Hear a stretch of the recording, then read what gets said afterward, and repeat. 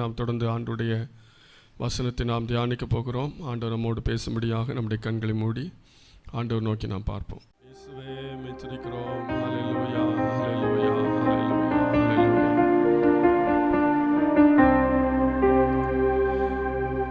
நீ அவரை தெரிந்து கொள்ளவில்லை, அவரல்லவா உன்னை தெரிந்து கொண்டார். நீ அவரை தெரிந்து கொள்ளவில்லை, அவரல்லவா உன்னை தெரிந்து கொண்டார். நேற்று அல்ல இன்று அல்ல தாயின் கருவில் தோன்றும் முன்னே தாய் கூட பிள்ளைகளை மறந்து போகலாம். சிங்கம் கூட குட்டிகளை பட்டினி போடலாம். தாய் கூட பிள்ளைகளை மறந்து போகலாம். சிங்கம் கூட குட்டிகளை பட்டினி போடலாம். தாயினும் மேலாக அன்பு வைத்தவர், இரத்தத்தையே சிலுவையிலே உனக்கு தந்தவர். தாயினும் மேலாக அன்பு வைத்தவர், இரத்தத்தையே சிலுவையிலே உனக்கு தந்தவர். மறந்திடுவாரோ உன்னை வெறுத்திடுவாரோ, மறந்திடுவாரோ உன்னை வெறுத்திடுவாரோ. நம்பிக்கையை விட்டு விடாதே, நீ நம்பினவர் கைவிட மாட்டார். நம்பிக்கையை விட்டு விடாதே, நீ நம்பினவர் கைவிட மாட்டார். தாய் கூட பிள்ளைகளை மறந்து போகலாம். சிங்கம் கூட குட்டிகளை பட்டினி போடலாம்.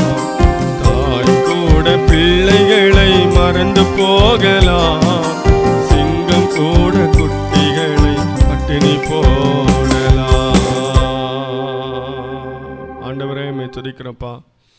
தாயிலும் மேலாக எங்களை நேசிக்கிறவரே, இந்த நாமத்தை நாங்கள் மகிமைப்படுத்துகிறோம். தொடர்ந்து வேத வசனங்களை வாசித்து தியானிக்கும் போது எங்களோடு நீர் பேசும். எங்கள் ஒவ்வொருக்கு தேவையான பரலோக மன்னாவை தாரும். எங்களை தாழ்த்தி அர்ப்பணிக்கிறோம். இயேசுவின் மூல ஜெபங்கேளும் பிதாவே, ஆமேன், ஆமேன். கர்த்தருடைய பரிசுத்த நாமம் மகிமைப்படுவதாக. ஆண்டவராக இயேசு நாமத்தினாலே உங்கள் ஒவ்வொருவருக்கு அன்பின் வாழ்த்துக்களை தெரிவித்துக் கொள்கிறேன். தொடர்ந்து நாம் ஆண்டுடைய வார்த்தைகளை தியானிக்கும்படியாக முதலாவது ஒரு வேத வசனத்தை நாம் வாசிக்க கேட்போம். 1 பேதுரு 2 அதிகாரம் 9வது வசனம். 1 பேதுரு 2 அதிகாரம் 9வது வசனம். நீங்களோ உங்களை அந்தகாரத்தினின்று தம்முடைய ஆச்சரியமான ஒளியினிடத்திற்கு வரவழைத்தவருடைய புண்ணியங்களை அறிவிக்கும்படிக்கு தெரிந்து கொள்ளப்பட்ட சந்ததியாயும் ராஜரீகமான ஆசாரிய கூட்டமாயும் பரிசுத்த ஜாதியாயும் அவருக்கு சொந்தமான ஜனமாயும் இருக்கிறீர்கள். ஆமென். நாம் வாசித்த வசனத்திலே அப்போஸ்தலனாகிய பேதுரு இப்படியாக சொல்லுகிறார், நீங்களோ தெரிந்து கொள்ளப்பட்ட சந்ததி என்று அவர் சொல்லுகிறார். நாம் எல்லாரும் யார் என்று அங்கே சொல்லப்பட்டிருக்கிறது? தெரிந்து கொள்ளப்பட்ட சந்ததி. தேவன் நம்மை தெரிந்து கொண்டார்.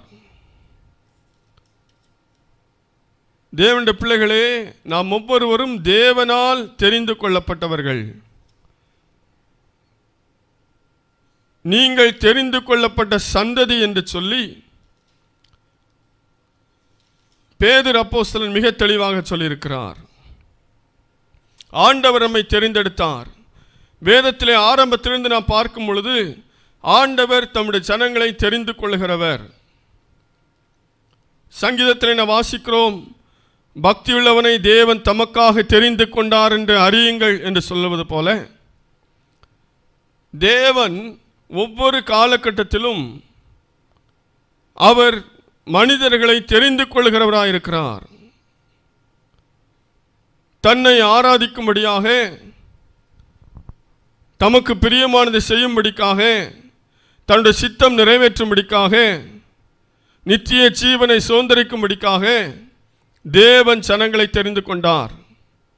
ஆதியாகமத்திலிருந்து நாம் வாசிக்கும் போது நோவாவின் நாட்களிலே தேவன் நோவாவை தெரிந்து கொண்டார். நோவாவை பார்த்து ஆண்டவர் சொன்னார், இந்த சந்ததியிலே உன்னை எனக்கு முன்பாக நீதிமானாக கண்டேன் என்று ஆண்டவர் சொன்னார். நோவா வாழ்ந்த நாட்களிலே எல்லாரும் சீர்கட்டு துன்மார்க்கமாய் வாழ்ந்து கொண்டிருந்தபடினாலே அந்த சந்ததியிலே நோவா மாத்திரம் ஆண்டவருக்கு பிரியமானவனாய் நீதிமானாய் வாழ்ந்து கொண்டிருந்தபடினாலே கர்த்தர் நோவாவை அவனுடைய குடும்பத்தை தெரிந்து கொண்டு மற்ற எல்லாரையும் அழித்து தொடர்ந்து அவனை பெரிய ஜாதியாக்கி அவனை ஆண்டவர் வழிநடத்தி வந்தார். மீண்டும் ஜனங்கள் பாவம் செய்து தேவனுக்கு பிரியமில்லாத காரியங்களை செய்து கொண்டிருந்த போது ஆண்டவர் மீண்டும் ஒரு சந்ததியை தெரிந்து கொண்டார். ஆபிரகாமை ஆண்டவர் தெரிந்து கொண்டார். ஆபிரகாமை அழைத்தார். ஆபிரகாமோடு பேசினார். ஆபிரகாமை வேறு பிரித்தார். இவர்களாவது என்னுடைய துதியை சொல்லி வருவார்கள் என்று சொல்லி ஆண்டவர் நினைத்து ஆபிரகாமை தெரிந்து கொண்டார். ஆபிரகாமுக்கு அநேக பிள்ளைகள் இருந்தார்கள். அதிலே ஈசாக்கை ஆண்டவர் தெரிந்து கொண்டார். ஈசாக்குக்கு 2 குமாரர்கள் இருந்தார்கள். அதில் யாக்கோபை ஆண்டவர் தெரிந்து கொண்டார். அந்த யாக்கோபுக்கு இஸ்ரவேல் என்று பெயர். ஆண்டவர் வேதத்தில் வாசிக்கும் போது அநேக இடத்திலே சொல்லியிருக்கிறார், யாக்கோபே நான் உன்னை தெரிந்து கொண்டேன், இஸ்ரவேலே நான் உன்னை தெரிந்து கொண்டேன் என்று சொல்லி பல இடத்திலே சொல்லியிருக்கிறதை நாம் வாசிக்க முடியும். ஆகவே ஆண்டவர் அந்தந்த காலங்களிலே ஜனங்கள் எல்லாரும் சீர்கட்டு போகும்போது அவர் ஒரு சிலரை தெரிந்து கொண்டு அவர்களோடு பேசி அவர்களை வழிநடத்தி அவர்களை ஆசீர்வதித்து அவர்களுக்கு தம்முடைய வார்த்தையை, சத்தியத்தை, கற்பனைகளை, கட்டளைகளை சொல்லி வழிநடத்தி வந்தார் என்பது வேதம் நமக்கு தெளிவாக சொல்லுகிறது. அதே போல இந்த புதிய ஏற்பாட்டு நாட்களிலே நாம் ஒவ்வொருவரையும் தேவன் தெரிந்தெடுத்திருக்கிறார். ஆகவே இங்கே சொல்லப்பட்டிருக்கிறது, நீங்கள் தெரிந்து கொள்ளப்பட்ட சந்ததி, நீங்கள் தெரிந்து கொள்ளப்பட்ட சந்ததி என்று அங்கே அப்போஸ்தலனாகிய பேதுரு சொல்லுகிறார். நாம் எல்லாரும் தேவனால் தெரிந்து கொள்ளப்பட்ட சந்ததிகளாக இருக்கிறோம். அழைக்கப்பட்டவர்கள் அநேகம் பேர், தெரிந்து கொள்ளப்பட்டவர்களோ சிலர் என்று நாம் வாசிக்கிறோம். ஆகவே சுவிசேஷத்தின் மூலமாய், நற்செய்தியின் மூலமாய், வேத வசனத்தின் மூலமாய், பாடலின் மூலமாய் ஆண்டவர் எல்லாரையும் அழைக்கிறார். ஆனால் அதிலே அநேகம் பேர் கீழ்ப்படிவதில்லை, அநேகம் பேர் செவி கொடுப்பதில்லை. செவி கொடுத்து வருகிறவர்களை ஆண்டவர் தெரிந்து கொள்ளுகிறார். அவர்கள்தான் தெரிந்து கொள்ளப்பட்டவர்கள்.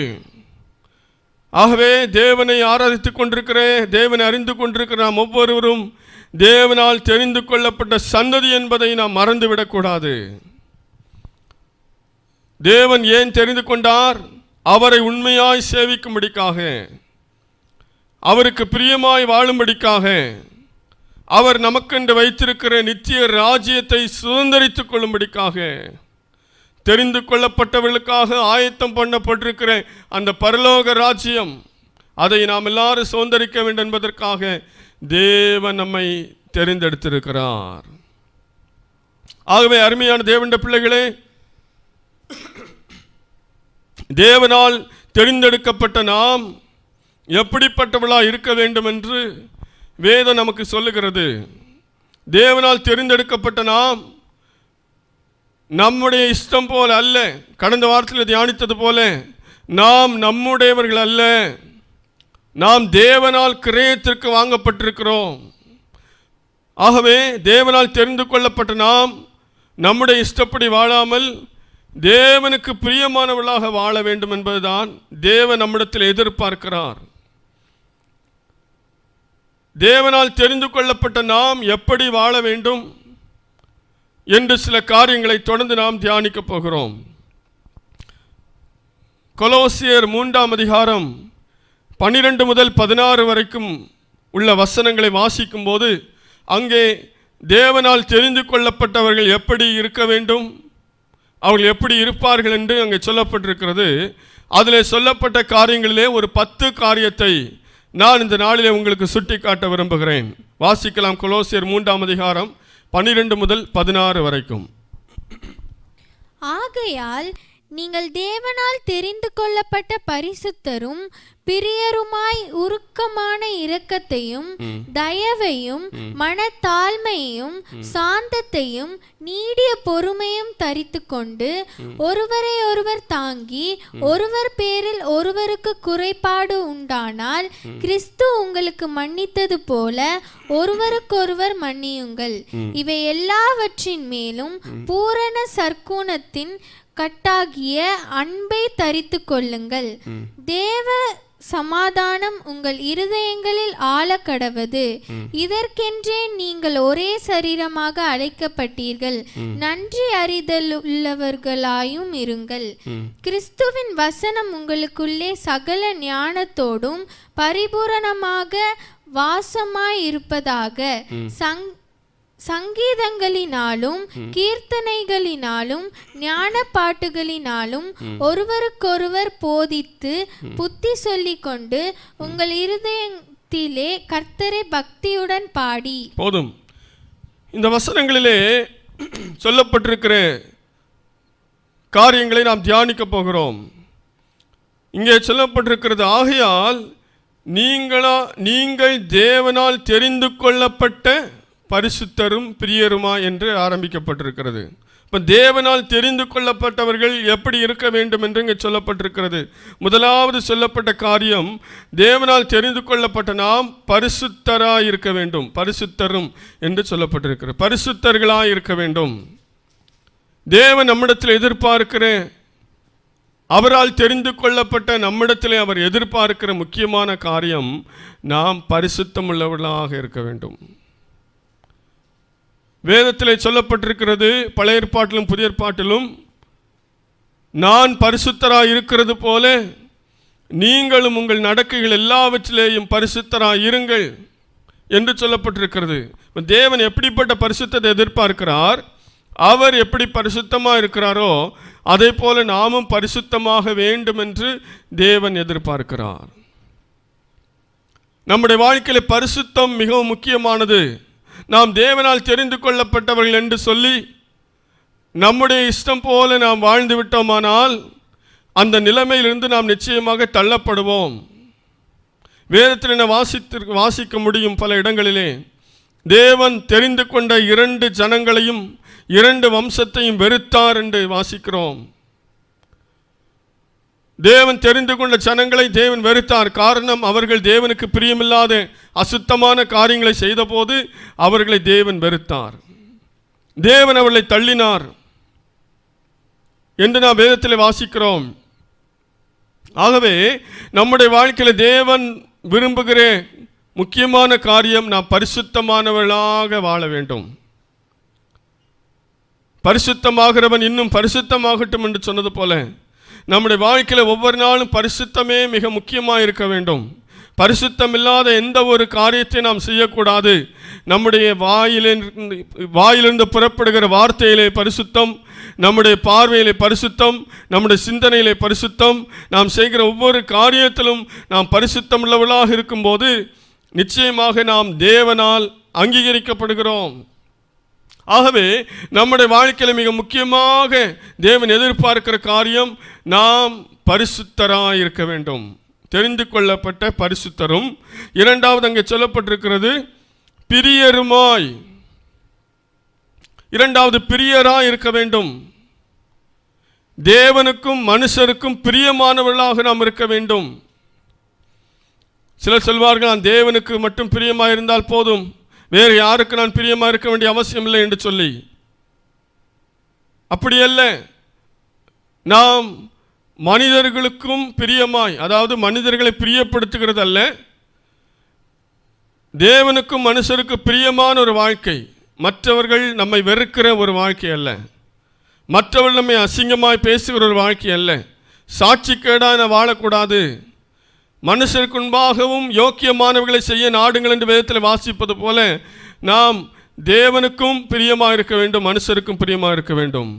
சாமுவேலை குறித்து வாசிக்கும் போது அவன் தேவனுக்கும் மனுஷருக்கு பிரியமாய் இருந்தான் என்று வாசிக்கிறோம். அவனுக்கு அப்படிப்பட்ட ஒரு நல்ல ஒரு சாட்சி இருந்தது. ஆண்டவருக்கு பிரியமாகவும் ஜீவித்தான், அதே நேரத்திலே அந்த ஜனங்களுக்கு பிரியமானவனாகவும் அவன் காணப்பட்டான். நாம் ஆண்டவருக்கு பிரியமானவர்களாக ஜீவிக்கும் போது மனிதர்களும் நம்முடைய வாழ்க்கை விரும்பத்தக்க ஒரு வாழ்க்கையாகவே நம்முடைய வாழ்க்கை மாறும். தானியேலை குறித்து வேதத்தில் வாசிக்கிறோம். கர்த்தருடைய தூதன் வரும்போது அவன் சொல்லுகிறான், பிரியமான தானியேலே, தானியேலே நீ மிகவும் பிரியமானவன் என்று சொல்லுகிறான். தானியேலுடைய வாழ்க்கை ஆண்டவருக்கு மிகவும் பிரியமான வாழ்க்கையாக இருந்தது. அருமையான தேவனுடைய பிள்ளைகளே, இந்த நாளிலே நாம் ஆண்டவரை பிரியப்படுத்தி வாழுகிறோமா? ஆண்டவருக்கு பிரியமாக நம்முடைய வாழ்க்கை இருக்கிறதா? நாம் தெரிந்து கொள்ளப்பட்டவர்கள் என்றால் ஆண்டவருக்கு பிரியமாக வாழ வேண்டும், பிரியராக இருக்க வேண்டும், மனுஷருக்கு பிரியராக இருக்க வேண்டும். நம்மை பார்க்கும்போதே ஐயோ இவர்களை ஏன் நாம் பார்த்தோம், இவர்கள் முகத்திலேயே நாம் விழிக்கக்கூடாது என்று ஒதுங்கி போகிற ஒரு வாழ்க்கை அல்ல. பார்க்கும்போதே நாம் வெறுக்கப்படுகிற ஒரு வாழ்க்கை அல்ல. இவர்கள் இங்கே வந்து விட்டார்களா, ஐயோ என்ன நடக்கப் போகுது தெரியலே. இந்த அநேகருடைய வாழ்க்கை அப்படிதான் இருக்கிறது. அநேகர் வெறுக்கிற ஒரு வாழ்க்கை. கிறிஸ்தவர் என்று சொல்லிக்கொண்டு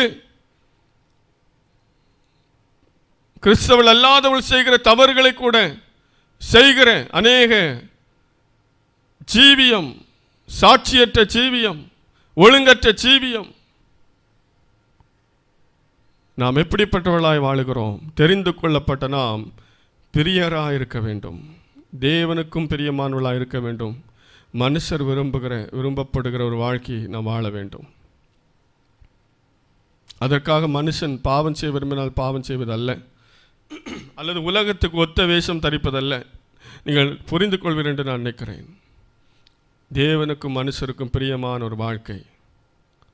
மூன்றாவதாக அங்கே சொல்லப்பட்டிருக்கிறது உருக்கமான இரக்கம். தேவனால் தெரிந்து கொள்ளப்பட்டவர்கள் எப்படி இருக்க வேண்டும்? உருக்கமான இரக்கம் உள்ளவர்களாக இருக்க வேண்டும். தேவனுடைய பிள்ளைகளுக்கு தேவையான குணாதிசயம், அநேக குணாதிசயங்களிலே ஒன்று இரக்க சுவாபம் இருக்க வேண்டும். இரக்கம் உள்ளவர்கள் பாக்கியவான்கள், அவர்கள் இரக்கம் பெறுவார் என்று நாம் வேதத்தில் வாசிக்கிறோம். இரக்கம் உள்ளவர்களாக இருக்க வேண்டும். லூக்கா எழுதின சுவிசேஷம் 6ஆம் அதிகாரம் 36ஆம் வசனத்தை வாசிக்கலாம். ஆகையால் உங்கள் பிதா இரக்கமுள்ளவராய் இருக்கிறது போல, ஆகையால் உங்கள் பிதா இரக்கமுள்ளவராய் இருக்கிறது போல நீங்களும் இரக்கமுள்ளவர்களாய் இருங்கள், நீங்களும் இரக்கமுள்ளவர்களாய் இருங்கள். தேவனால் தெரிந்து கொள்ளப்பட்ட நாம் இரக்க சுபாவம் உள்ளவர்களாக இருக்க வேண்டும். சிலர் ரொம்ப கடின குணமுள்ளவர்களாக இருப்பார்கள், கடினமான மனதுடையவர்களாக இருப்பார்கள். ஆனால் தேவனால் தெரிந்து கொள்ளப்பட்ட நாம் கடினமான இருதயம் உள்ளவர்களாக அல்ல, இரக்க குணமுள்ளவர்களாக இருக்க வேண்டும். நம்முடைய தேவன் அவர் இரக்கமுள்ளவராக இருக்கிறார் என்று வாசித்தோம். ஆகவே அவரால் தெரிந்து கொள்ளப்பட்ட நாமும் இரக்கமுள்ளவர்களாக இருக்க வேண்டும். தேவன் இரக்கமுள்ளவராக இருக்கிறார் என்று வேதத்திலே பல இடத்திலே வாசிக்கிறோம். தேவன் இரக்கமும் மன உருக்கமும் நீடிய சாந்தமும் மிகுந்த கிருபையும் உள்ள தேவன் என்று வாசிக்கிறோம். வேதத்தில் பல இடத்துல தேவன் இரக்கமுள்ளவர் என்று வாசிக்கிறோம். அவர் இரக்கமுள்ள தேவனாய் இருக்கிறபடினால்தான் இந்நாள் வரைக்கும் நாம் நிலைத்து நிற்கிறோம். அவர் இரக்கத்தில் ஐஸ்வர்யம் உள்ள தேவன். நாம் எவ்வளவோ தவறுகள் செய்த போதும், ஆண்டவருக்கு பிரியமில்லாத காரியங்கள் எல்லாம் செய்யும் போது ஆண்டவர் எத்தனையோ முறை அவருடைய இரக்கத்தை வெளிப்படுத்துகிறார். அவர் இரக்கத்தை வெளிப்படுத்தாவிட்டால் நாம் என்றைக்கோ அழிந்திருப்போம். ஆகவே அவர் அவ்வளவு இரக்கமுள்ள தேவனாக இருக்கும்போது அவருடைய பிள்ளைகள், அவரால் தெரிந்து கொள்ளப்பட்ட ஜனங்கள், அவரால் தெரிந்து கொள்ளப்பட்ட சந்ததியாகிய நாமும் இரக்கமுள்ளவர்களாக இருக்க வேண்டும். மற்றவர்களுக்கு இரக்கம் பாராட்ட வேண்டும். மற்றவரிடத்திலே நாம் கடின இருதயம் உள்ளவர்களாக, கொடூரமாக நடக்கிறவர்களாக நாம் இருக்கக்கூடாது. நாம் இரக்க சுபாவத்தை வெளிப்படுத்துகிறவர்களாக இருக்க வேண்டும். நான்காவதாக அங்கே நாம் வாசிக்கும் போது அடுத்தபடியாக தயவை குறித்து நாம் வாசிக்கிறோம். தயவும் இரக்கம் கிட்டத்தட்ட ஒரே சுபாவமாக இருக்கிறது. மனத்தாழ்மை என்று அங்கு வாசிக்கிறோம். தேவனால் தெரிந்து கொள்ளப்பட்ட ஜனங்களுக்கு இருக்க வேண்டிய அடுத்த முக்கியமான காரியம் மனத்தாழ்மை. மனத்தாழ்மை நம்மிடத்தில் இருக்கிறதா? தேவன் மனத்தாழ்மை உள்ளவர்களாய் நாம் இருக்க வேண்டும் என்று எதிர்பார்க்கிறார். 1 பேதுரு 5ஆம் அதிகாரம் 5ஆம் வசனத்தை வாசிக்கலாம். அந்தபடி இளைஞரே, மூப்பருக்கு கீழ்ப்படியுங்கள். நீங்கள் எல்லாரும் ஒருவருக்கொருவர் கீழ்ப்படிந்து மனத்தாழ்மையை அணிந்து கொள்ளுங்கள். பெருமை உள்ளவர்களுக்கு தேவன் எதிர்த்து நிற்கிறார், தாழ்மை உள்ளவர்களுக்கோ கிருபை அளிக்கிறார். ஆமென். நீங்கள் மனத்தாழ்மையை அணிந்து கொள்ளுங்கள் என்று சொல்லி அங்கே சொல்லப்பட்டிருக்கிறது. மனத்தாழ்மையை அணிந்து கொள்ளுங்கள். தாழ்மையிலும் மனத்தாழ்மை என்பது மிக ஒரு அருமையான வார்த்தை. ஏனென்றால் 2 விதமான தாழ்மை இருக்கிறது. மாய்மாலமான ஒரு தாழ்மை இருக்கிறது, வெளிப்படையான ஒரு தாழ்மை இருக்கிறது. ஆனால் இங்கே சொல்லப்பட்டிருக்கிறது மனத்தாழ்மை. நம்முடைய மனதிலே தாழ்மையாக நாம் இருக்க வேண்டும். சில வெளிப்படையாக தாழ்மையாக இருக்கிறது மாதிரி நடிப்பாங்க, தாழ்மையாக இருக்கிறது மாதிரி பேசுவாங்க, தாழ்மையாக இருக்கிறது மாதிரி நடந்து கொள்வாங்க. ஆனால் உள்ளத்துக்குள்ளே எந்த ஒரு தாழ்மையும் இருக்காது. ஆகவே தான் வேதத்தில் சொல்லப்பட்டிருக்கிறது மனத்தாழ்மை என்று அநேக இடத்துல சொல்லப்பட்டிருக்கிறது. மனத்தாழ்மை தேவன் அதை தான் எதிர்பார்க்கிறார். வெளிப்படையான ஒரு தாழ்மை அல்ல. வெளிப்படையாக ஒரு மனிதனை பார்த்து தாழ்மையை போல நடித்து விட்டு மனதில் பயங்கர பெருமை வைத்திருந்தால் பிரயோஜனம் இல்லை. அங்கே வாசித்தோம், தேவன் பெருமை உள்ளவர்களுக்கு எதிர்த்து நிற்கிறார், தாழ்மை உள்ளவர்களுக்கோ கிருபை அளிக்கிறார். ஆகவே மனத்தாழ்மை மிகவும் அவசியம். தேவனால் தெரிந்து கொள்ளப்பட்ட நாம் பெருமை உள்ளவர்களாக அல்ல, மனத்தாழ்மை உள்ளவர்களாக காணப்பட வேண்டும். ஆண்டவராக இயேசு கிறிஸ்துவை குறித்து நாம் வேதத்தில் வாசிக்கும் பொழுது மத்தேயு எழுதின சுவிசேஷம் 11ஆம் அதிகாரம் 29ஆம் வசனத்தை வாசிக்கலாம்.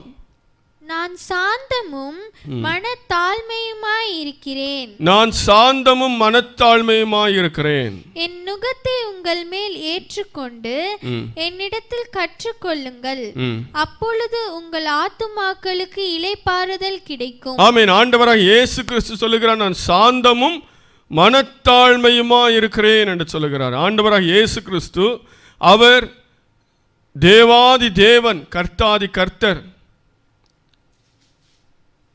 ஆனால் அவர் இந்த உலகத்தில் வரும்போது தன்னை தாழ்த்தி இறங்கி வந்தார். அவர் சொன்ன, நான் சாந்தமும் மனத்தாழ்மையுமாய் இருக்கிறேன்.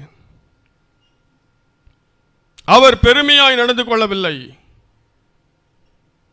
தாழ்மையாய் நடந்து கொண்டார். ஆகவே தான் யூதர்கள் அவரை மேசியாவாக ஏற்றுக்கொள்ளவில்லை. மேசியா என்றால் அவர் கம்பீரமாக இருப்பார் என்று அவர்கள் நினைத்தார்கள். ஆகவே இயேசு கிறிஸ்து சொல்லுகிறார், நான் மனத்தாழ்மையாக இருக்க என்னிடத்தில் வந்து கற்றுக்கொள்ளுங்கள். மனத்தாழ்மையை நாம் எங்கே கற்றுக்கொள்வது? இயேசுவினிடத்திலே. அவர் நமக்கு முன்மாதிரியாக இருந்தார். இயேசு தாழ்மையாக இருந்தார். இயேசு தன்னை வெறுமையாக்கி இந்த உலகத்தில் வந்தார். நிந்தித்த போதும், தூஷித்த போதும், அவரை பரிகசித்த போதும் அவர் தாழ்மையாகவே இருந்தார். இயேசு எந்த இடத்திலும் தன்னை பெருமையாக அவர் சொல்லவில்லை, மனத்தாழ்மையாக இருந்தார். தேவனால் தெரிந்து கொள்ளப்பட்ட நாம் மனத்தாழ்மையுள்ளவர்களாக இருக்க வேண்டும். பெருமை நமக்குள்ளே இருக்கக்கூடாது. இன்று நாம் கொஞ்சம் ஜபிக்கிறவர்களாய் மாறிவிட்டால் ஒரு பெருமை, கொஞ்சம் சில தாளந்துகள் நமக்குள்ளே வந்துவிட்டால் பெருமை வருதா? கொஞ்சம் பைபிளை குறித்து நாம் தெரிந்து விட்டால் பெருமை அடைகிறோமா? நாம் மனத்தாழ்மையுள்ளவர்களாக இருக்க வேண்டும். எவ்வளவு நாம் தாளந்துகளை பெற்றுக்கொண்டாலும், எவ்வளவு திறமைகள் நமக்கு இருந்தாலும், எவ்வளவு அறிவு நமக்கு இருந்தாலும் அவையெல்லாம் ஒன்றுமில்லை. மனத்தாழ்மையாய் இருந்தால் மாத்திரமே நாம் ஆசீர்வதிக்கப்பட முடியும். தேவன் அதை தான் எதிர்பார்க்கிறார். வேறு என்னத்தை தேவன் எதிர்பார்க்கிறார்? நாம் மனத்தாழ்மையாக இருக்க வேண்டும் என்று எதிர்பார்க்கிறார். ஆகவே மனத்தாழ்மை மிகவும் முக்கியமான ஒன்று. இன்னும் அங்கே நாம் வாசிக்கும் போது சாந்தம், சாந்தம் என்று சொல்லப்பட்டிருக்கிறது 12ஆம் வசனத்திலே. நாம் ஏற்கனவே வாசித்தது போல இயேசு கிறிஸ்து சொன்னார், சாந்தமும் மனத்தாழ்மையுமாய் இருக்கிறேன் என்று சொன்னார். அதுபோல ஆண்டவராக இயேசு கிறிஸ்து எப்படி இருந்தார்? அவர் சாந்தமுள்ளவராய் இருந்தார். அவர் மனத்தாழ்மையுள்ளவராக இருந்தார், சாந்தமுறையவராக இருந்தார். மோசே குறித்து வேதத்தில் நாம் வாசிக்கிறோம், பூமியில் இருக்கிற சகல மனிதரிலும் மோசே சாந்த குணமுள்ளவனாயிருந்தான். பாருங்க, அவன் நாட்களில் அவன் பூமியில் வாழ்ந்த எல்லா மனிதரிலும் அவன் சாந்த குணமுள்ளவன். இந்த தேவனால் தெரிந்து கொள்ளப்பட்ட நாம் எப்படிப்பட்டவர்களாக இருக்கிறோம்? சாந்த குணமுள்ளவர்களாக இருக்கிறோமா? தேவனால் தெரிந்து கொள்ளப்பட்ட சந்ததியாகிய நமக்கு தேவையான குணாதிசயம் சாந்தம். வாசிக்கலாம், தீத்து 3ஆம் அதிகாரம் 2ஆம் வசனத்தை வாசிக்கலாம். ஒருவனையும் தூஷியாமலும் சண்டை பண்ணாமலும் பொறுமையுள்ளவர்களாய் எல்லா மனுஷருக்கும் சாந்த குணத்தை காண்பிக்கவும் அவர்களுக்கு நினைப்பூட்டு. ஒருவரையும் தூஷியாமலும் சண்டை பண்ணாமலும் என்றங்க வாசிக்கிறோம். இன்று அநேகர் தேவனால் தெரிந்து கொள்ளப்பட்டவர்கள் என்று சொல்லி, தேவனுடைய பிள்ளைகள் என்று சொல்லி, கிறிஸ்தவர்கள் என்று சொல்லிக்கொண்டு சண்டை பண்ணுதல், தூஷித்தல். ஆலயத்துக்கு வரும்போது ரொம்ப சாந்த குணமுள்ளவர்களாக தான் எல்லாருமே தெரியும். எல்லாரும் பார்க்கறதுக்கு சாந்த சொருபியாகவே இருப்பார்கள். யாருக்கும் கோபம் வருவது போலவே நமக்கு தெரியாது. யாரும் சண்டை போடுகிறவர்கள் போலவே இருக்க மாட்டாங்க. அவ்வளவு ஒரு சாந்தம். Praise Lord sister, praise Lord brother, எப்படி இருக்கீங்க அப்படின்னு சொல்லி. ஆனால் அவங்க வாழுகிற பகுதிகளுக்கு நாம் செல்லும்போது, அல்லது வேலை ஸ்தலத்துக்கு செல்லும்போது, அல்லது வெளியே நாம் பார்க்கும்போது சில நேரங்களிலே அவருடைய குணாதிசயங்கள் எல்லாம் வித்தியாசமாக இருக்கிறதை பார்க்க முடியும். சில பயங்கரமாக சண்டை போடுறவங்களா இருப்பாங்க. தெருவில் நின்று என்ன செய்வாங்க? சண்டை போடுவாங்க. 10 பேர் 25 பேர் வந்தால் கூட பேசுவாங்க. அவ்வளோ சண்டை போடுறவங்களா இருப்பாங்க. ஞாயிற்றுக்கிழமையானா பைபிளையும் மார்போடு அணைத்து வைத்து கொண்டு ஆலயத்துக்கு வருவதை பார்த்தால் அவ்வளவு ஒரு சாந்த குணம் வெளிப்படும். ஆனால் மற்ற நாட்கள் அவங்க வீட்டு பக்கத்தில் இவங்களை பார்த்தாலே எல்லாரும் கிடுகிடு நடுங்கிறது மாதிரி வச்சுருப்பாங்க. தூஷணமான வார்த்தைகள், கெட்ட வார்த்தை பேசுவது, சண்டை போடுவது ஆண்டவருக்கு பிரியமில்லாத காரியம். ஆகவே அங்கே சொல்லப்பட்டிருக்கிறது, உங்கள் சாந்த குணம் எல்லா மனுஷருக்கும் தெரிந்திருப்பதாக. பிலிப்பியர்ல இன்னும் தெளிவாக வாசிக்கிறோம். பிலிப்பியர் 4:5 வாசிக்கலாம். உங்கள் சாந்த குணம் எல்லா மனுஷருக்கும் தெரிந்திருப்பதாக.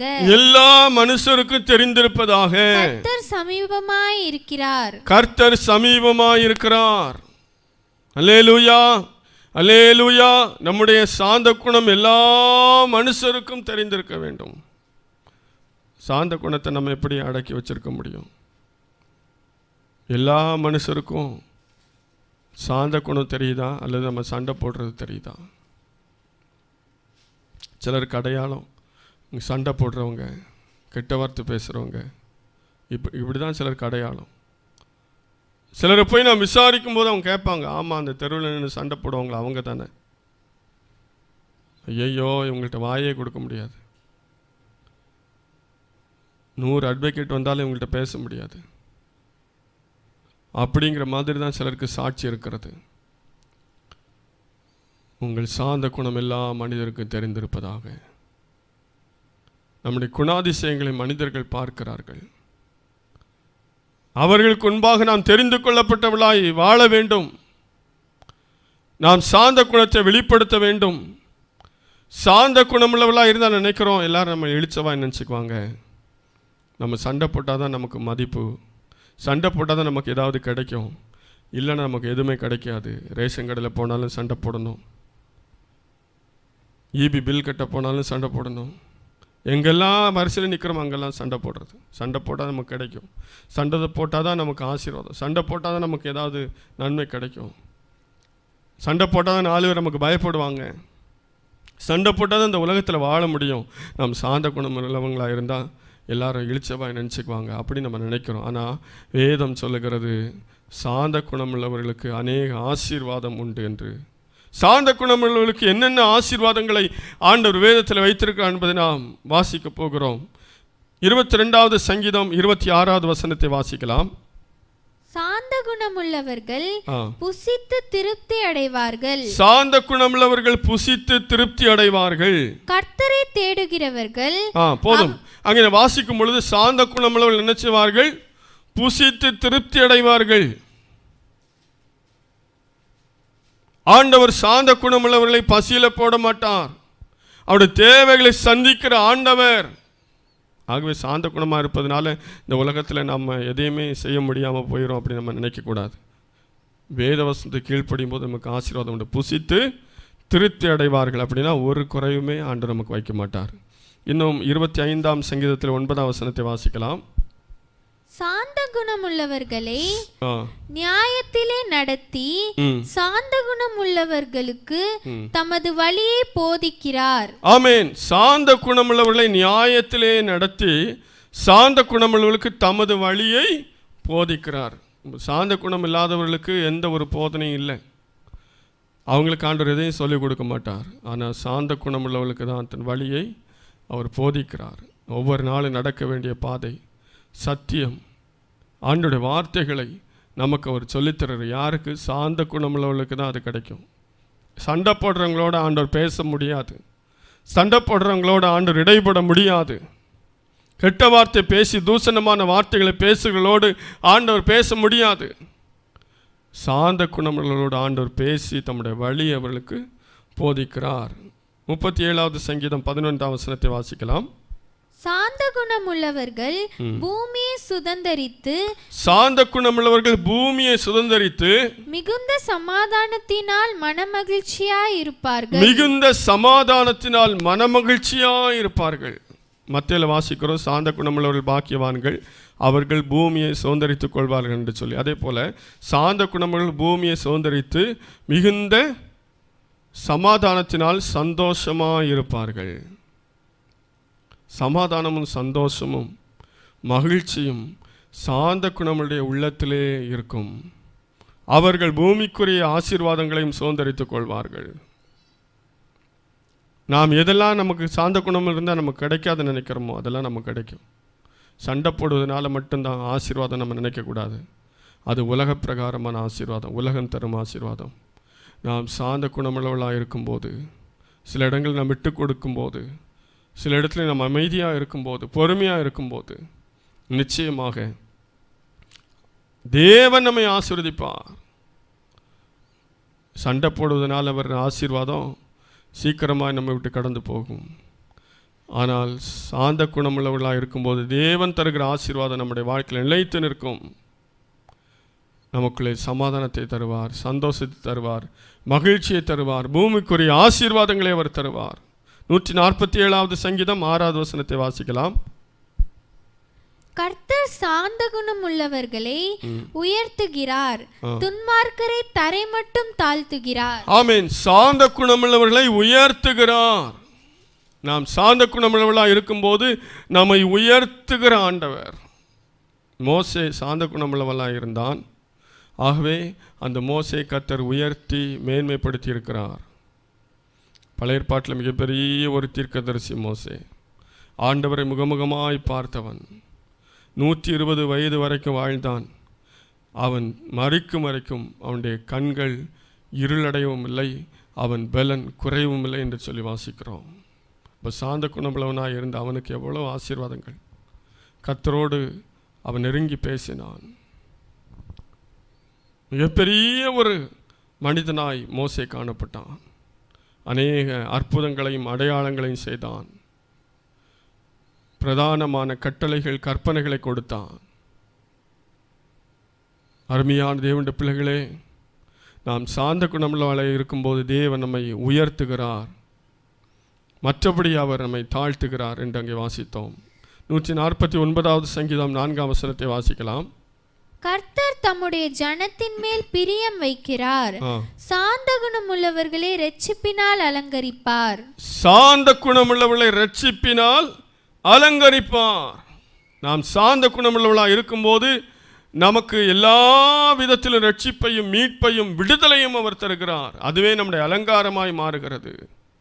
எல்லா இடத்திலும் நமக்கு விடுதலை, எல்லா சூழ்நிலையிலும் நமக்கு விடுதலை, எல்லா இடத்திலும் நமக்கு ரட்சிப்பு. ரட்சிப்பினால் அலங்கரிக்கிறார். அருமையான தேவனுடைய பிள்ளைகளை, ஆகவே சாந்த குணமுள்ளவர்களாக இருப்போம். தேவனால் தெரிந்து கொள்ளப்பட்ட நாம் நம்முடைய சாந்த குணம் எல்லாருக்கும் தெரிந்திருக்கும்படியாக எல்லா இடத்திலும் அமைதலாக சாந்த குணமுள்ளவர்களாக இருக்கும்போது தேவன் நம்மை ஆசீர்வதித்து உயர்த்துவார். இன்னும் அடுத்தபடியாக நாம் அங்கே வாசிக்கும் போது நீடிய பொறுமை குறித்து சொல்லப்பட்டிருக்கிறது. நீடிய பொறுமையும் தரித்து கொண்டு,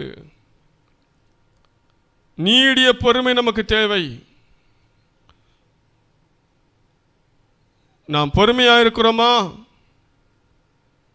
நாம் நீடிய பொறுமையுள்ளவர்களாக இருக்க வேண்டும். பொறுமையிலும் நீடிய பொறுமை தேவன் எதிர்பார்க்கிறார். தேவனால் தெரிந்து கொள்ளப்பட்ட நமக்கு தேவையானது நீடிய பொறுமை. எதுவரைக்கும் பொறுமையாக இருக்க வேண்டும்? வேதத்தில் வாசிக்கும் போது கர்த்தர் வருமளவும், கர்த்தருடைய வருகை வரைக்கும் நாம் பொறுமையாக இருக்கணும். எல்லாவற்றிலும் நாம் நீடிய பொறுமையுள்ளவர்களாக இருக்க வேண்டும். வேதத்தில் வாசிக்கிறோம். எபிரேயர் 6ஆம் அதிகாரம் 11ஆம் வசனத்திலிருந்து 15ஆம் வசனம் வரைக்கும் வாசிக்கும் போது வாசிக்கலாம். எபிரேயர் 6:11 நீங்கள் அசதியாயிராமல் வாக்குத்தத்தமான ஆசீர்வாதங்களை விசுவாசத்தினாலும் நீடிய பொறுமையினாலும் சுதந்தரித்துக் கொள்ளுகிறவர்களை பின்பற்றுகிறவர்களாய் இருந்து. ஆமென். சுதந்தரித்துக் கொள்ளுகிறவர்களை பின்பற்றுகிறவர்களாய் இருந்து என்னங்க வாசிக்கிறோம்? அப்போ வாக்குத்தத்தமான ஆசீர்வாதங்களை நாம் சுதந்தரிக்க வேண்டும் என்றால் நீடிய பொறுமையாக இருக்க வேண்டும். ஆண்டவர் வாக்குத்தத்தம் தந்துட்டாரு, அதனால உடனே இப்போது நடந்துரும் அப்படின்னு நம்ம நினைக்கிறோம். சிலர் நடக்கலாம், சிலர் லேட்டாக நடக்கலாம். ஐயோ, ஆண்டவர் வாக்குத்தத்தம் தந்து எதுவுமே நடக்கலையே, ஆண்டவர் நம்மோடு பேசி இதுவரைக்கும் எதுவுமே நடக்கலையே, ஏன் இவ்வளோ லேட் ஆகுது அப்படின்னு நம்ம நினைக்கிறோமா? அவர் வாக்குத்தத்தம் பண்ணினவர், வாக்கு மாறாதவர், அவர் மாற மாட்டார், வார்த்தையில் உண்மையுள்ளவர், அவர் சொன்னதை நிறைவேற்றுகிற ஆண்டவர். அவர் சொல்லியும் செய்யாதிருப்பாரோ? நிச்சயமாக நிறைவேற்றுவார். ஆனால் எல்லாவற்றுக்கும் ஒரு காலத்தை நேரத்தையும் வைத்திருக்கிறார். அது நமக்கு தெரியாதனால தான் நம்ம அவசரப்படுறோம். வாக்குத்தத்தம் ஒரு நாளும் பொய் சொல்வதில்லை. வாக்குத்தத்தம் பண்ணினவர் அதை நிறைவேற்றாமல் இருப்பதில்லை. நாம் நீடிய பொறுமையுள்ளவர்களாக இருக்க வேண்டும். வாக்குத்தத்தத்தை சுதந்தரிக்க வாக்குத்தத்தம் நிறைய நமக்கு கொடுத்திருக்கிறாரு. எல்லாவற்றுக்கும் மேலாக அவர் நமக்கு கொடுத்த வாக்குத்தத்தம் நித்திய ஜீவனை தருவேன் என்பது வாக்குத்தத்தம். இப்போ நித்திய ஜீவனை சுதந்தரிக்க வேண்டும். அதற்கு நாம் நீடிய பொறுமையுள்ளவர்களாக இருக்க வேண்டும். நம்முடைய முன்னோர்கள் அப்படி தான் இருந்தாங்களாம். 15ஆம் வசனத்தை வாசிக்கலாம். அந்தபடியே அவன் பொறுமையாய் காத்திருந்து, அந்தபடியே ஆபிரகாம் பொறுமையாய் காத்திருந்து வாக்குத்தத்தம் பண்ணப்பட்டதை பெற்றான். வாக்குத்தத்தம் பண்ணப்பட்டதை பெற்றான். ஆபிரகாம் பொறுமையாய் காத்திருந்தான். நீடிய பொறுமை நமக்கு தேவை. ஆபிரகாமுக்குள்ள அந்த நீடிய பொறுமை இருந்தது. ஆண்டவர் அவனை அழைக்கும் போது சுமார் 75 வயது. ஈசாக்கு அவனுக்கு கிடைக்கும்போது சுமார் 100 வயது. அப்படி என்றால் 25 ஆண்டுகள் அவன் பொறுமையாய் நீடிய பொறுமையுள்ளவனாய் காத்திருந்தான். வாக்குத்தத்தம் பண்ணதெல்லாம் சுதந்தரிக்க அவன் நீடிய பொறுமையுள்ளவனாய் இருந்தான். ஆகவே தான் அவனுடைய சந்ததிகளும் ஆசீர்வதிக்கப்பட்டார்கள். நம்முடைய வாழ்க்கையில் ஆண்டவர் நம்மை ஆசீர்வதிக்கும்படியாக நமக்கு நித்திய ஜீவனை தரும்படிக்காக நாம் நீடிய பொறுமையுள்ளவர்களாக இருக்க வேண்டும். தேவனால் தெரிந்து கொள்ளப்பட்டவர்களுக்கு இருக்க வேண்டிய குணாதிசயங்களில் மிகவும் முக்கியமானது நீடிய பொறுமை. இன்னும் 13ஆம் வசனத்தில் வாசிக்கும் போது ஒருவரை ஒருவர் தாங்கி என்று வாசிக்கிறோம். தேவனால் தெரிந்து கொள்ளப்பட்ட நாம் ஒருவரை ஒருவர் என்ன செய்ய வேண்டும்? தாங்க வேண்டும். ஒருவரை ஒருவர் தாங்குகிறோமா? அல்லது நம்முடைய காரியத்தை நாம் பார்த்து கொண்டிருக்கிறோமா? எல்லா சூழ்நிலைகளிலும் மற்றவர்களை தாங்க வேண்டும். ஏனென்றால் இன்னைக்கு ஒருவர் குறைவுபட்டிருக்கலாம், நாளைக்கு நமக்கு அந்த குறைவு வரலாம். இன்னைக்கு ஒருவர் பலவீனப்பட்டிருக்கலாம், நாளைக்கு நமக்கு பலவீனம் வரலாம். ஆகவே அங்கே சொல்லப்பட்டிருக்கிற தேவனால் தெரிந்து கொள்ளப்பட்டவர்கள் நாம் எப்படி இருக்க வேண்டும்? ஒருவரை ஒருவர் தாங்க வேண்டும். பலவீன நேரங்களிலே, கஷ்டப்படுகிற நேரங்களிலே, ஆபத்தில் இருக்கிற நேரங்களிலே நாம் தாங்க வேண்டும். அப்படிப்பட்ட ஒரு அனுபவம் நமக்கு காணப்படுகிறதா? நாம் ஒருவரை தாங்குகிறவர்களாக இருக்கிறோமா? இந்த சபையில் வருகிற அநேகர் பேரை நாம் பார்க்கும்போது, அநேக சபைகளில் பார்க்கிறோம், நம்முடைய சபையில் நாம் பார்க்கிறோம். எல்லா சபைகளும் இந்த நாளில் ஏதோ ஒரு ஆராதனை, கடமையான ஒரு ஆராதனை, அவ்வளோதான். என்ற சபை என்கிறதான உணர்வு இந்த நாளில் குறைந்து விட்டது. அது ஏதோ ஒரு பொழுதுபோக்கு மாதிரி, அல்லது ஒரு கடமை போல, அல்லது ஒரு பாரம்பரியம் போல மாறிவிட்டது. ஒருவரை ஒருவர் தாங்குகிற அனுபவம் நமக்கு தேவை. தேவன் அதை தான் எதிர்பார்க்கிறார். விசுவாசிகளுக்குள்ளே ஒரு விவாகம் நடைபெறுகிறது என்று சொன்னால், அந்த விவாகத்தில் விசுவாசிகள் எல்லாரும் என்ன செய்ய வேண்டும்? முக்கியமாக கலந்து கொள்ள வேண்டும். இவங்க எல்லாரையும் போல என்ன செய்வாங்க? சாப்பிட்ற நேரத்துக்கு தான் வருவாங்க. அதுவும் சாப்பாடு பாதி முடிஞ்ச பிறகு தான் வருவாங்க. யாருக்கு திருமணம்? சபையில் இருக்கிற ஒரு விசுவாசி வீட்டில். ஆனால் விசுவாசிகள் எல்லாம் லாஸ்ட் தான் வருவாங்க. விருந்தினர் போல வந்து கடந்து செல்கிறதல்ல. சபை என்று சொல்வது ஒரு தாங்கல். அப்போ விசுவாசிகளுக்கு ஒரு திருமணம் என்று சொல்லும்போது, அந்த விவாக ஆராதனையில் பார்த்தா ஒரு 10 பேர் தான் இருப்பாங்க, அல்லது ஒரு 25 பேர் இருப்பாங்க. அதில் விசுவாசிகள் வரமாட்டாங்க. வசனம் வாசிக்கிறதுக்கு ஆள் இருக்காது, பாட்டு பாட ஆள் இருக்காது, எதுக்குமே ஆள் இருக்காது. சாப்பிட்றதுக்கு மட்டும் கரெக்டாக வந்துடுவாங்க. இதிலே தெரியுது எப்படி ஒரு தாங்குகிறோம். ஒரு விசுவாச வீட்டில் விவாக ஆராதனை, விவாக நிகழ்ச்சிகள் நடக்கும்போது எல்லாவற்றிலும் நாம் உதவியாக இருந்து அது ஈடுபாடோடு இருக்கும்போது தான் தேவ சித்தத்தை நான் நிறைவேற்றுகிறோம். ஒரு மரண வீடு, விசுவாசிகள் வீடுகள், குடும்பத்தில் ஒரு மரணம் நடக்கும்போது அங்கே அப்படி தான். தகவல் தெரிவித்த உடனே கேள்வி வரும், அடக்கம் எப்போ, எங்கே? அப்படின்னா நாங்கள் எதுக்குமே வரமாட்டோம். நேராக அடக்கம் பண்ணுற இடத்துக்கு தான் வருவோம். அங்கே ஒரு 5 நிமிஷம் நின்றுட்டு நாங்கள் போயிடுவோம், அவ்வளோதான். இது விசுவாசிகளுக்கு அழகல்ல. அந்த நேரத்தில் தாங்குதலாய், ஆறுதலாய், பக்கபலமாய் இருந்து நாம் செய்ய வேண்டிய காரியங்களை செய்ய வேண்டும்.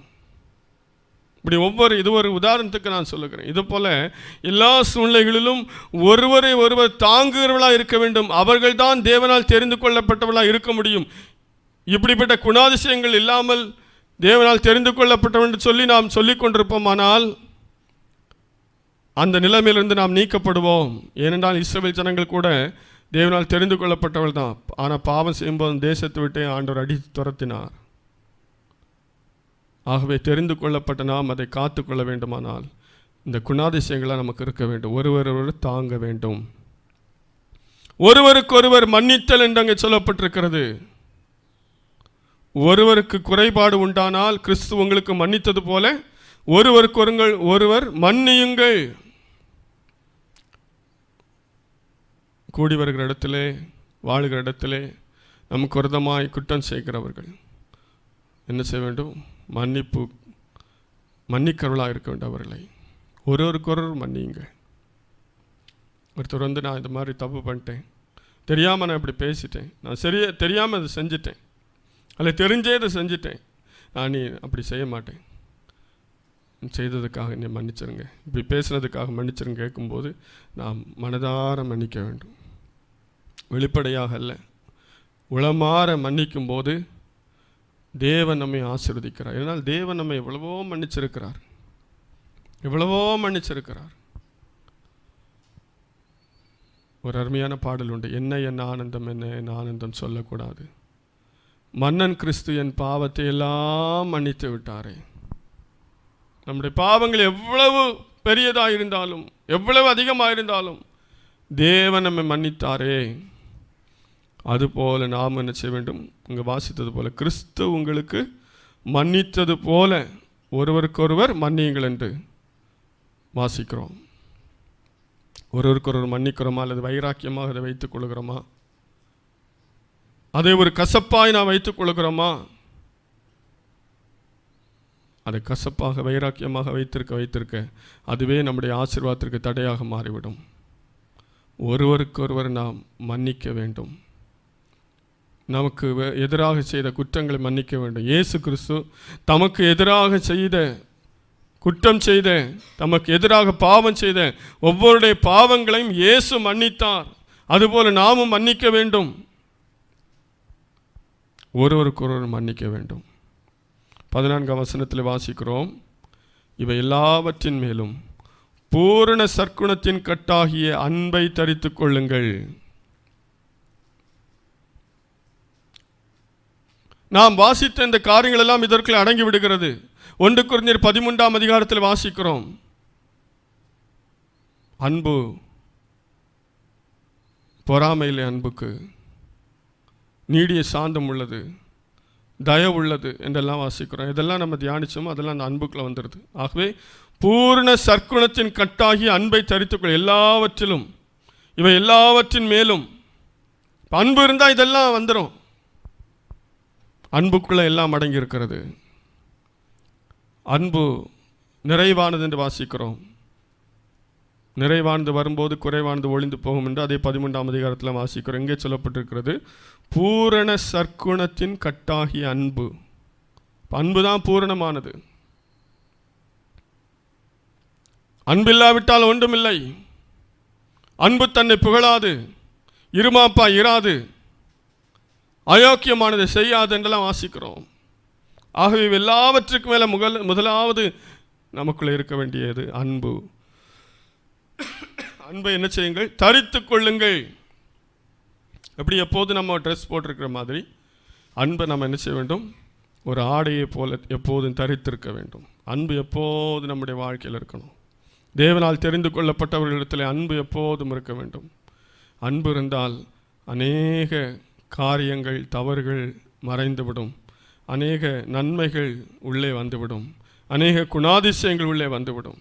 ஆகவே தான் சொல்லப்பட்டிருக்க, இவை எல்லாவற்றின் மேலும் பூரண சற்குணத்தின் கட்டாகிய அன்பை தரித்து கொள்ளுங்கள். 16ஆம் வசனத்தில் வாசிக்கிறோம்,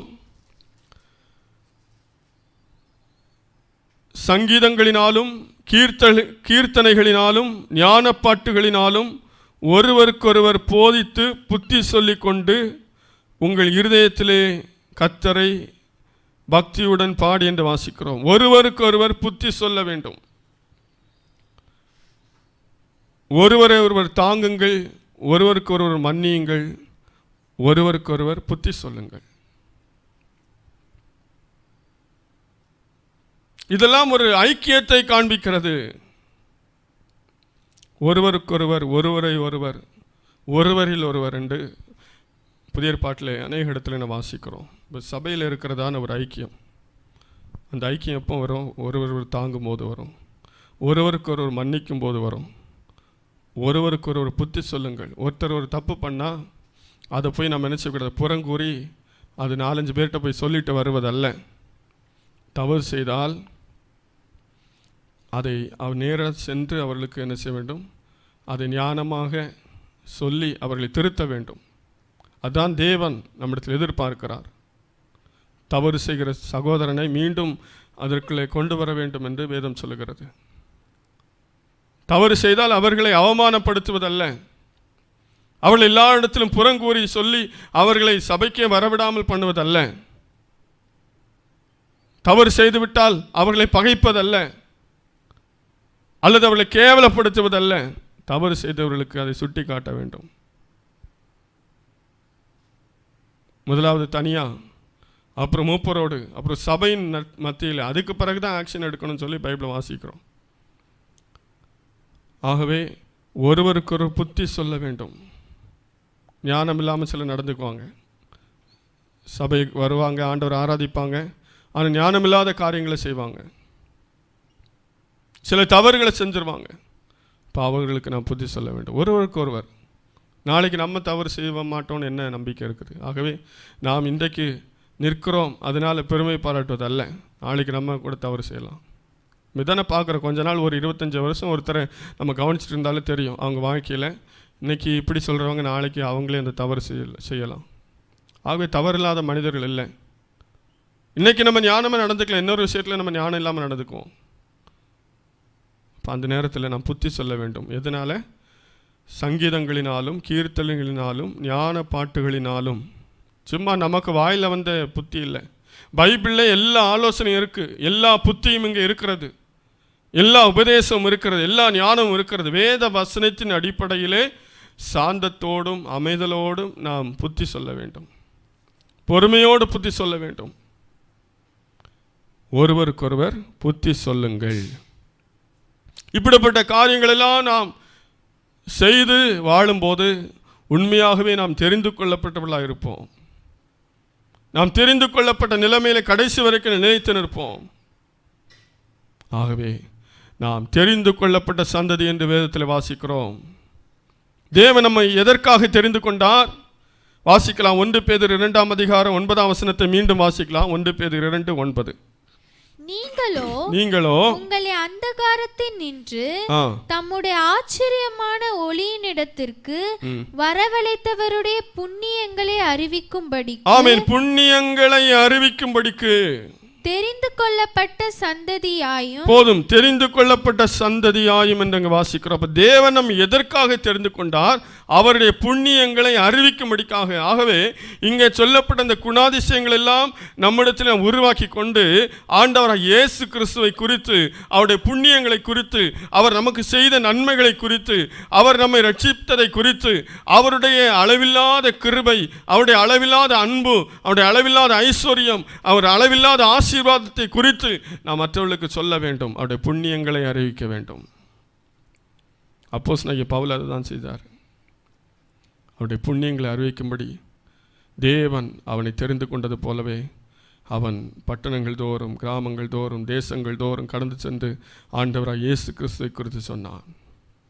தெரிந்து கொள்ளப்பட்ட நாம் நம்முடைய வாழ்க்கையில் இந்த குணாதிசயங்கள் எல்லாம் உருவாக்கி கொண்டு நாம் மற்றவர்களுக்கு இயேசு கிறிஸ்துவை குறித்து பிரதானமாய் சொல்ல வேண்டும். அதற்காகவே நம்மை தெரிந்து கொண்டார். தெரிந்து கொள்ளப்பட்ட சந்ததியாயும், ராஜரீகமான ஆசாரிய கூட்டமாயும், பரிசுத்தமான ஜனமாயும், ஜாதியாயும், அவருக்கு சொந்தமான ஜனமாயும் இருக்கிறீர்கள். எதற்காக? அவருடைய புண்ணியங்களை அறிவிக்கும்படிக்காக. இப்போ தேவன் நம்ம எதற்காக தெரிந்து கொண்டார்? அவருடைய புண்ணியங்களை அறிவிக்க, நற்செய்தியை சொல்ல, சுவிசேஷத்தை சொல்ல. ஆகவே தெரிந்து கொள்ளப்பட்ட நாம் எப்படி வாழுகிறோம்? நம்முடைய வாழ்க்கையில் சரியில்லாமல் நம்ம நற்செய்தி சொல்கிறதில்ல, பிரயோஜனம் இல்லை. இன்றைக்கி நிறைய பேர் நற்செய்தி சொல்கிறாங்க, சுவிசேஷம் சொல்கிறேன்னு சொல்கிறாங்க, ஊழியம் செய்கிறேன்னு சொல்கிறாங்க, ஆனால் வாழ்க்கை சரியில்லை. ஒருவன் உலகம் முழுவதையும் ஆதாயப்படுத்தி கொண்டாலும் தன் ஆத்துமாவை நஷ்டப்படுத்தினால் அவனுக்கு லாபம் என்ன என்று ஆண்டவர் கேட்கிறார்.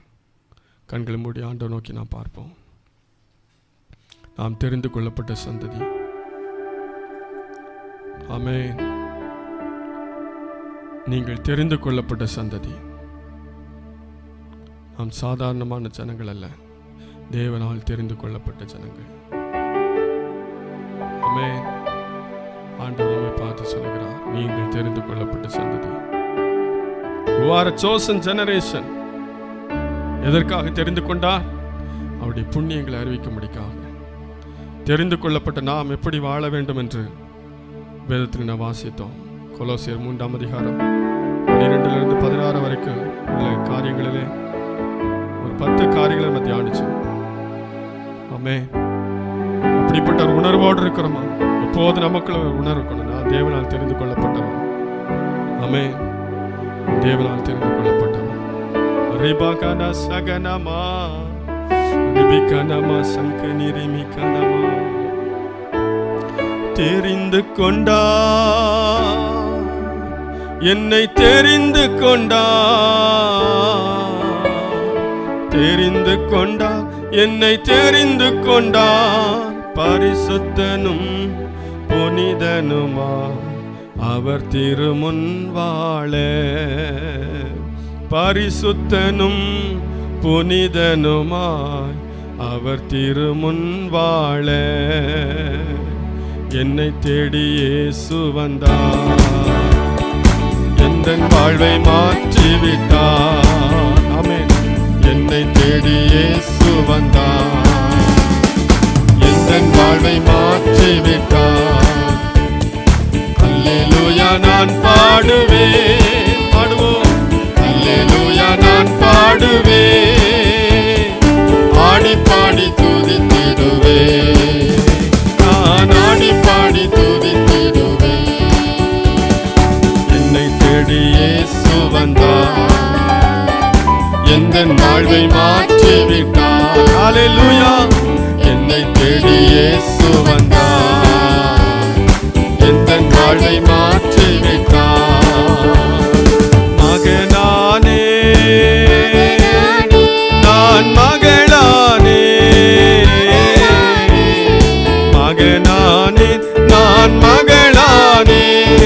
அப்பா பிதாவே என்றழைக்கும் உரிமையை எனக்கு தந்தார். ஆமென். அல்லேலூயா. அப்பா பிதாவே என்றழைக்கும் உரிமையை எனக்கு தந்தார். என்னை தேடி இயேசு வந்தார், எந்தன் வாழ்வை மாற்றிவிட்டார். அல்லேலூயா. என்னை தேடி இயேசு வந்தார், எந்தன் வாழ்வை மாற்றிவிட்டார். ஆவி தந்தார், தூய ஆவி தந்தார், ஆவி தந்தார், தூய ஆவி தந்தார். வல்லமையும் அன்பும் ஞானமும் கொண்ட பரிசுத்த ஆவி தந்தார். பாடுவோம். வல்லமையும் அன்பும் ஞானமும் கொண்ட பரிசுத்த ஆவி தந்தார். ஆமென். என்னை தேடி இயேசு வந்தார், எந்தன் வாழ்வை மாற்றிவிட்டார். ஆமென். அல்லேலூயா. என்னை தேடி இயேசு வந்தார், எந்தன் வாழ்வை மாற்றிவிட்டார். அல்லேலூயா நான் பாடுவேன், அல்லேலூயா நான் பாடுவேன், ஆடி பாடி துதித்திடுவேன். நான் ஆடி பாடி துதித்திடுவேன். அல்லேலூயா. என்னை தேடி இயேசு வந்தார், எந்தன் வாழ்வை மாற்றிவிட்டார். அல்லேலூயா. என்னை தேடி இயேசு வந்தார், எந்தன் வாழ்வை மாற்றிவிட்டார். தெரிந்து கொண்டார், என்னை தெரிந்து கொண்டார். எல்லாரும் சொல்லுவோம். தெரிந்து கொண்டார், என்னை தெரிந்து கொண்டார். பரிசுத்தனும் பிரியமுமா அவர் திருமுன் வாழ. தேவன் நம்ம எல்லாரையும் பார்க்கிறார். ஆமென். மனுஷன் முகத்தை பார்க்கிறார், கர்த்தரோ இருதயத்தை பார்க்கிறார். தாவீதை தெரிந்து கொள்ளும் போது ஆண்டவர் சாமுவேல் தீர்க்கதரிசிக்கு சொன்னார், மனுஷன் பார்க்கிற விதமா நான் பார்க்க மாட்டேன், மனுஷன் முகத்தை பார்ப்பேன், நானும் இருதயத்தை பார்க்கிறேன். ஆமென். அவருக்கு முன்பாக நாம் எப்படி வாழ்ந்து கொண்டிருக்கிறோம்? பரிசுத்தமாய் பிரியமாய் வாழ நம்மை தெரிந்து கொண்டார். நம்முடைய புண்ணியங்களை அறிவிக்க நம்மை தெரிந்து கொண்டார். முதலாவது நம்முடைய வாழ்க்கை, இரண்டாவது நம்முடைய புண்ணியங்களை அறிவிக்கிறதான செயல். அர்ப்பணிப்போடு ஆண்டவர் சமூகத்தில்ப்பா என்னை தெரிந்தெடுத்தீரே, நமக்கு பிரியமான வாழ்வைப்பா, இந்த நாமத்தை சொல்லுவேன், இந்த நாமத்தை சொல்லுவேன், இந்த நாமத்தை நாம் மகிமைப்படுத்துவேன் சொல்லி அர்ப்பணிப்போடு ஆண்டை நோக்கி பார்ப்போம்.